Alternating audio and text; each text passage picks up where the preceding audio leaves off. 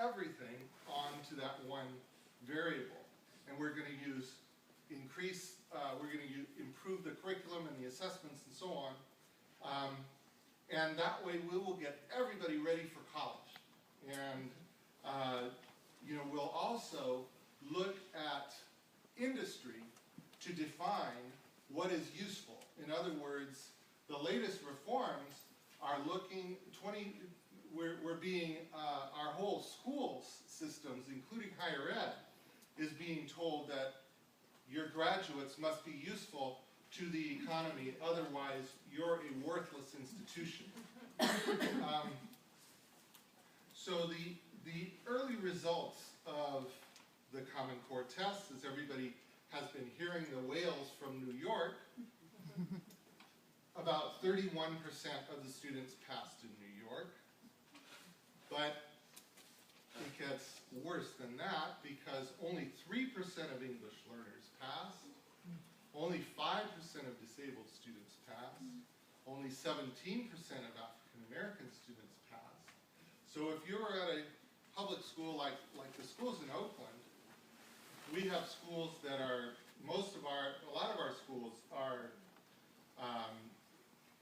50% English learner, 50% African American. So you can imagine what the scores are going to be like in those schools. And then we have political leaders like Governor Cuomo, who recently called for a death penalty for failing schools.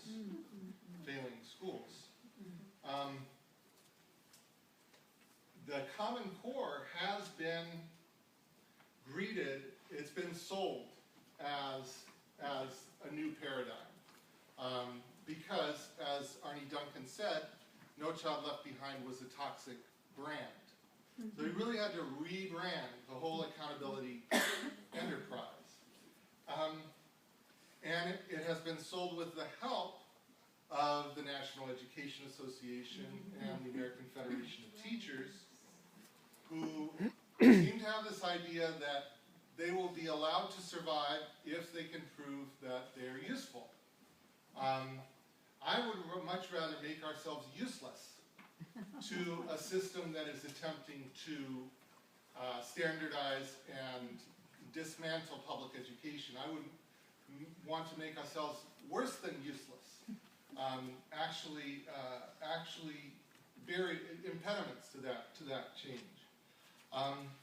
And there's a parallel happening in teacher education as well, which is the teacher performance assessments, which has come along with and has been purchased by Pearson and is now being used across the country to standardize teacher education. And there's a similar theory at work in the schools of education and in some of our leaders, some of whom I hate to malign. But unfortunately, I think the theory is sort of we better do it to ourselves before they do it to us. And the problem with that is that we are standardizing ourselves and we are destroying our very reason to exist as independent institutions and as conscientious moral crafters of the next generation of educators. We really need to offer a new paradigm.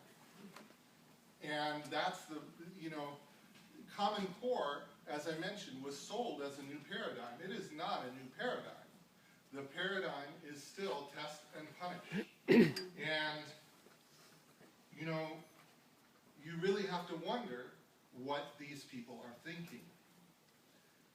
As I said, we need to become champions of truth, and in order to be champions of truth, we must become scholars of deceit. So I want to talk a little bit more about the Thomas B. Fordham Institute and the source of the latest attacks on the schools of education. Because that is where the beast was born. The Thomas B. Fordham Institute, as we know from Diane Ravitch, our favorite turncoat, she says she was there when they cooked up the National Council on Teacher Quality. And she said, we thought that they, traditional teacher training programs, were too touchy-feely, too concerned about self-esteem and social justice, and not concerned enough with basic skills and academics. In 1997, we commissioned a public agenda study called Different Drummers. This study chided professors of education because they didn't care much about discipline and safety, and were more concerned with how children learn rather than what they learned. So, the National Council on Teaching Quality, as most of you know, has been rating schools of education.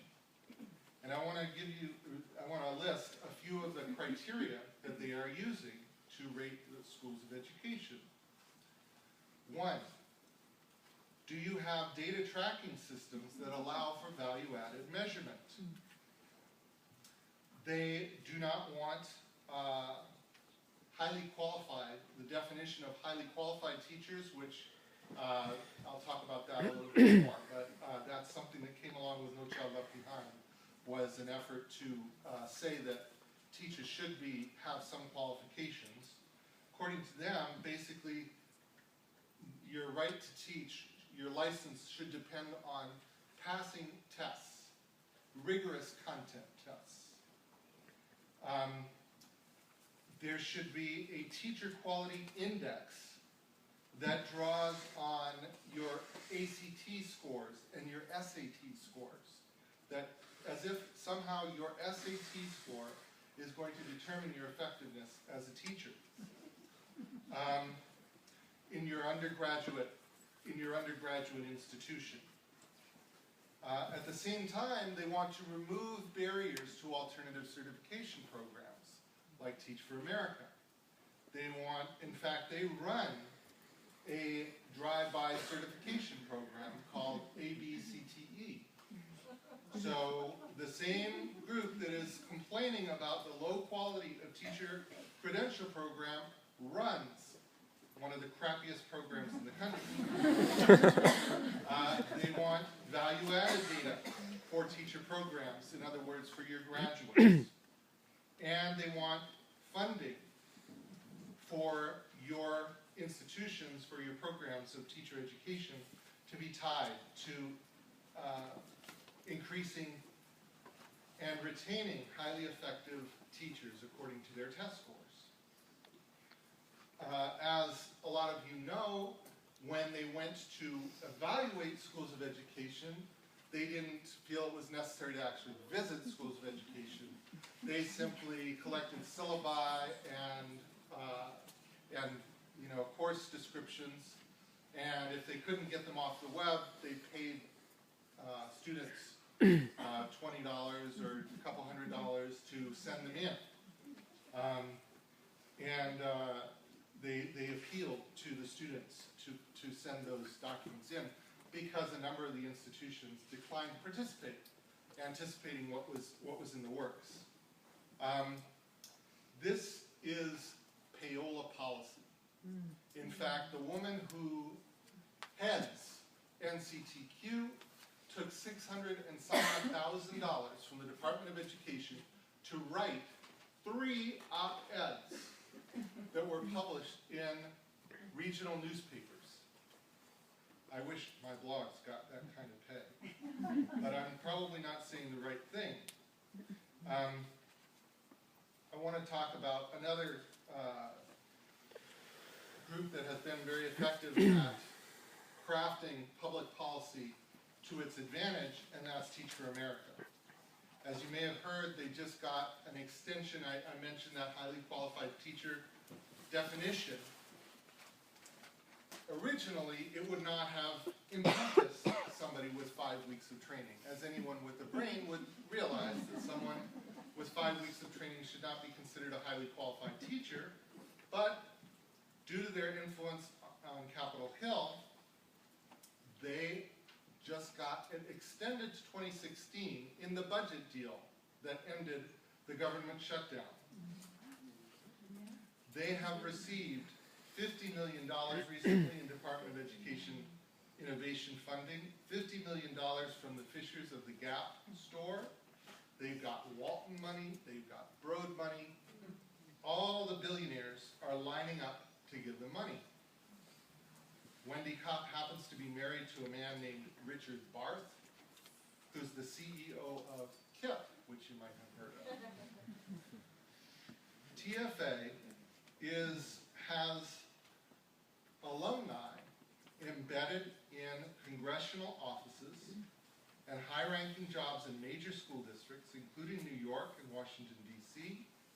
It's providing startup cash to alumni to launch game-changing advocacy groups and business ventures. Its political arm, meanwhile, is recruiting veteran tacticians to identify key levers of power in cities such as Houston, then help alumni to seize them. I'm quoting here from a recent article by a reporter by the name of Stephanie Simon, who writes for Politico. TFA also selected 7 alumni this year to work for senators, senators, representatives, and the House Education and Workforce Committee. The Capitol Hill Fellows do the work of regular congressional staffers, but in an arrangement that Hill ethics experts call highly unusual, though not illegal. They are paid by a private individual. The entire $500,000 cost is picked up by Arthur Rock, a wealthy venture capitalist in San Francisco. Rock sits on TFA's board and has become a leading financier of education reform. He's made sizable donations to legislative and school board candidates across the country who support expanding charter schools and, in some cases, vouchers. Until recently, Rock also sat on the board of the Children's Scholarship Fund, which advocates public subsidies to send low-income children to private and parochial schools. Intentional disruption of the real work of reform. Their goal is to replace the teaching profession with a revolving cadre of at-will temporary teachers who will work 10 or 12 hours a day. They also want to turn every aspect of the educational enterprise into some sort of profit stream. Fees from public schools for technology, curriculum, testing. They make money from success, but they must create failure in order to expand. How is it that the civil rights issue of our time has become the resegregation of schools?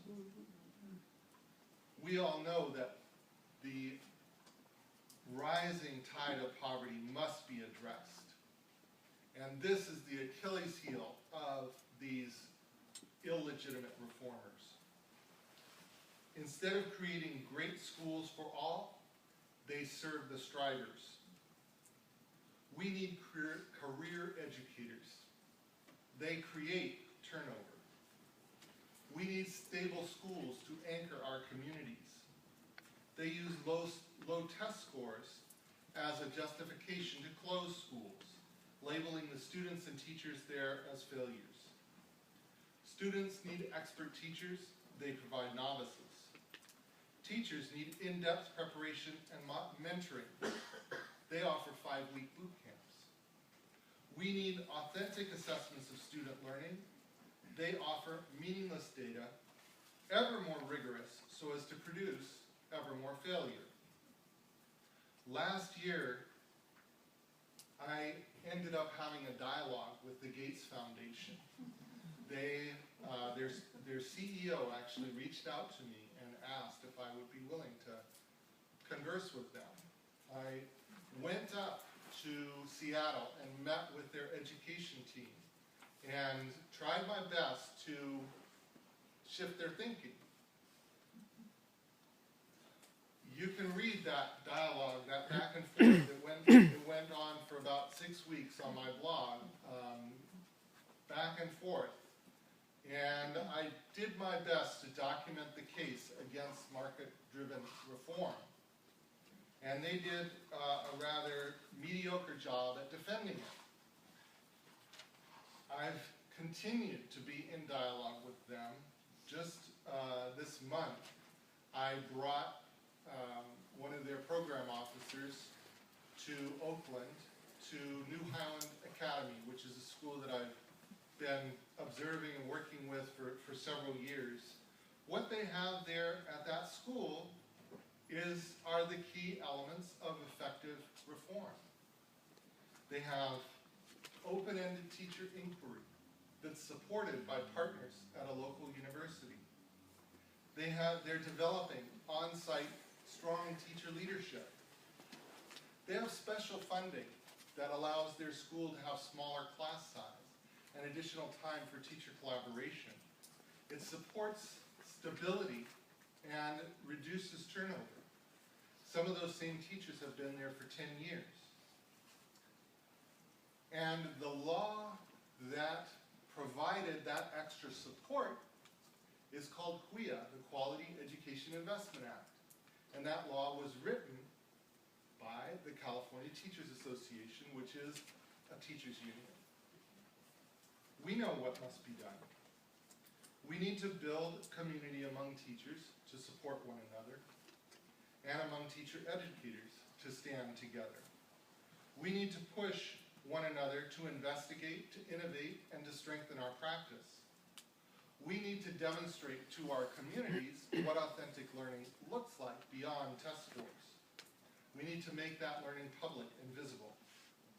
We need to challenge the legitimacy of corrupt organizations like the National Council on Teacher Quality, Teach for America, and the rest.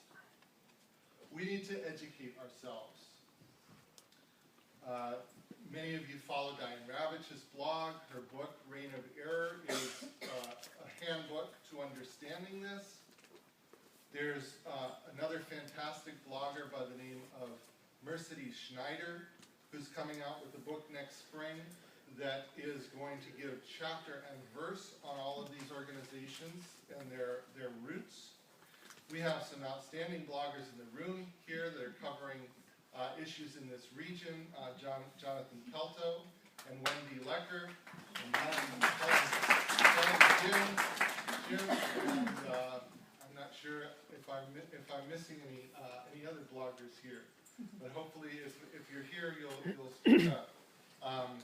There's Jersey Jazzman, there's Julian Vasquez Heilig, and some of it is just organizing, speaking up. The parents in Poughkeepsie didn't even organize. Yeah.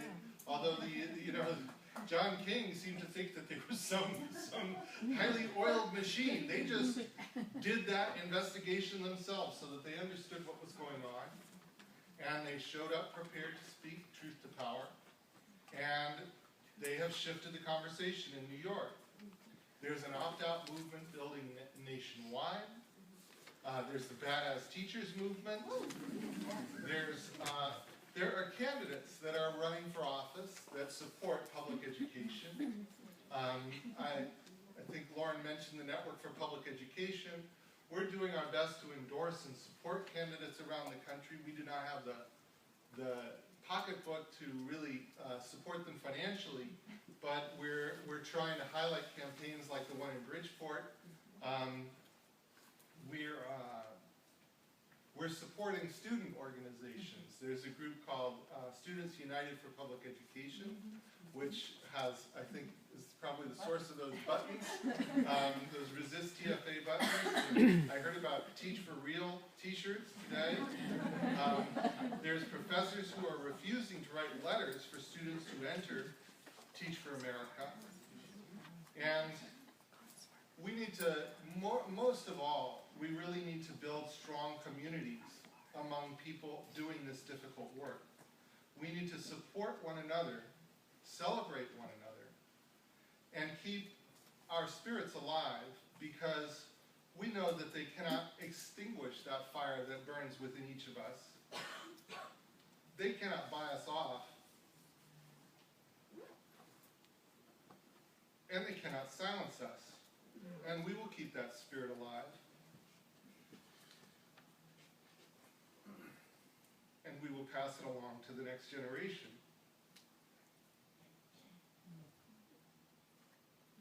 and that is what my mother learned at Willimantic Teachers College.